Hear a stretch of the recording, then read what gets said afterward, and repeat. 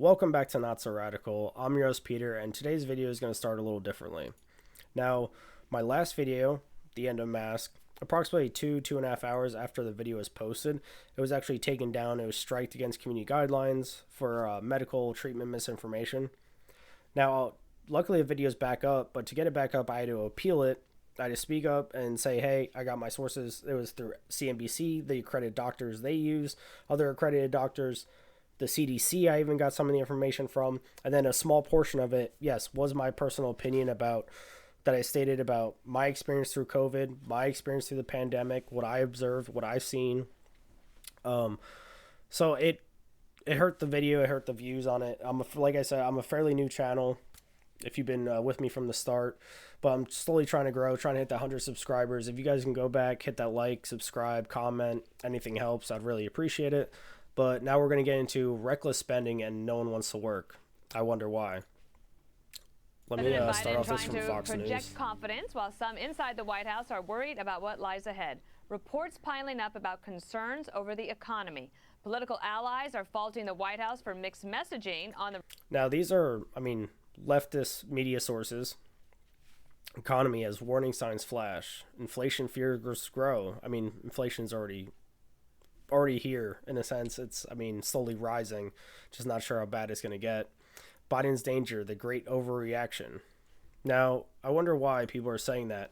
Besides all the trillions of dollars we spent on stimulus, which personally I think we shouldn't have been locked down for as long, which would have greatly helped the inflation and less spending, among other things. But people are worried with this new infrastructure bill that's supposed to be for roads, bridges, infrastructure, while the fact sheet, 173,000 miles along the U.S. major highways and other heavily trafficked roads that need help repair, as well as 45,000 bridges that need repair.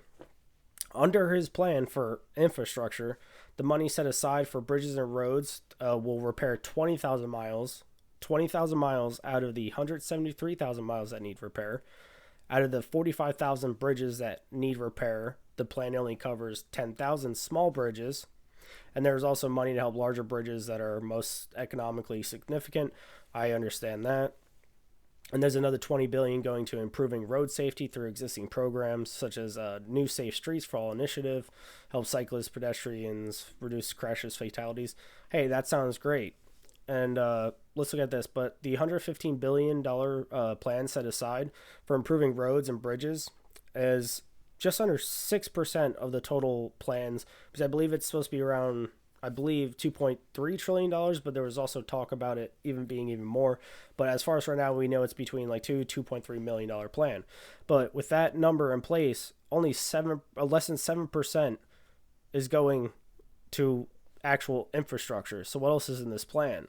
It's basically Biden's American Jobs Plan he's been pushing and cramming a bunch of shit in there and making it almost like a Trojan horse, I guess you could say. He's trying to sneak it all in, give it a nice name.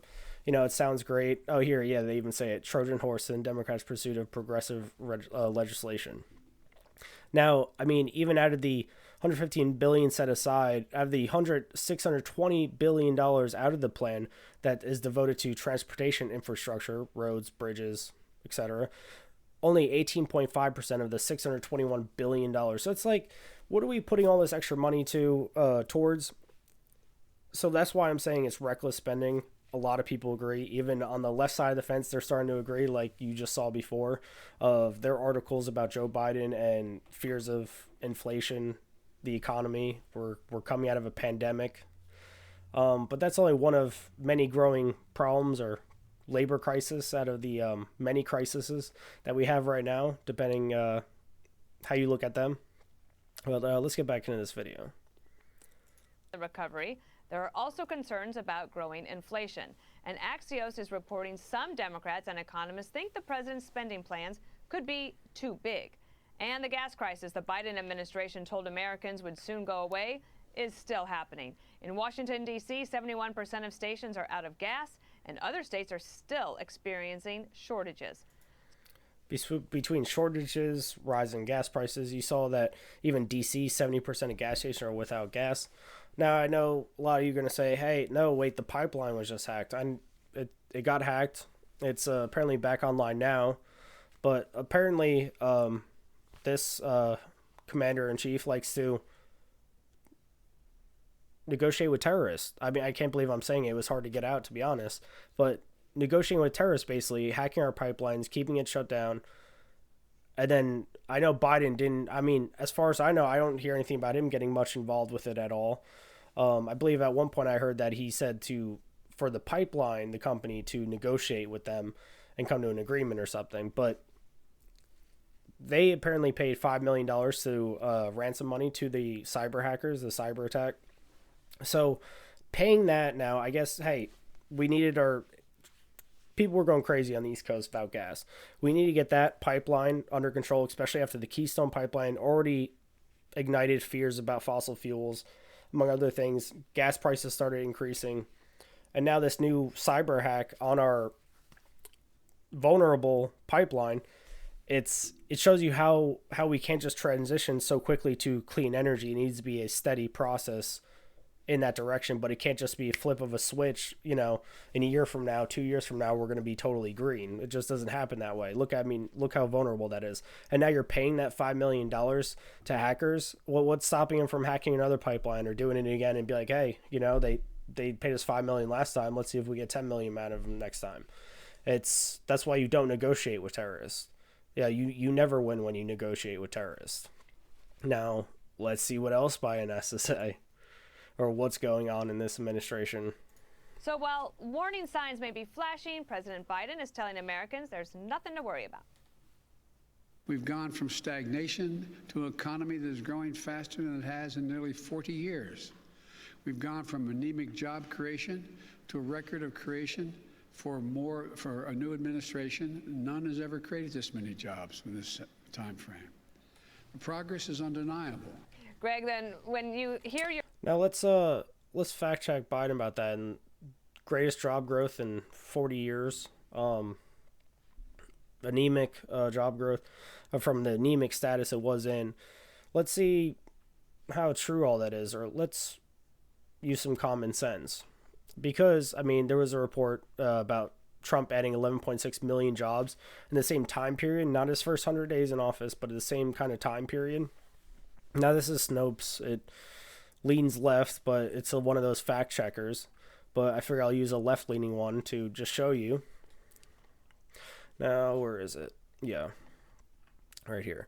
So, under Trump, 2.7 million more jobs were created in May than in April. This was during the pandemic, like after we had that low in June. So we had 2.7 million more jobs in May than in April. We had 4.8 million more jobs in June than in May. 1.8 million more jobs in July than in June. 1.5 million more jobs in August and than in July. 661,000 more jobs in September than in August.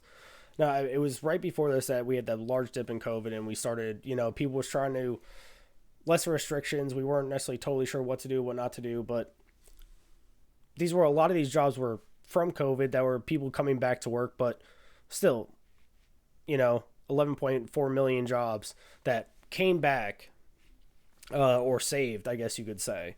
Now, aren't we lifting lockdowns and stuff? So wouldn't it make sense that in his first 100 days in office, as Democrats finally lift lockdowns, unlike Trump, when there was many lockdowns, many things hindering people getting back to work from the Democrat Party? So if these jobs, let's look down here, I believe they even say that it was because of what I just told you. They were saying it was just people going back to work, basically.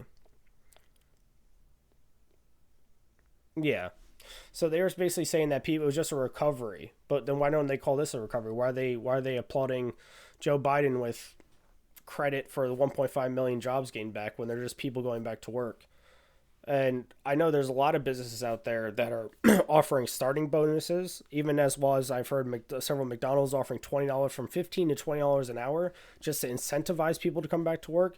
Now you ask, why are people being needed to be incentivized to come back to work? It's because Americans are getting paid. If you make under, I believe it's, yeah, right here, like $32,000, this from the Daily Mail.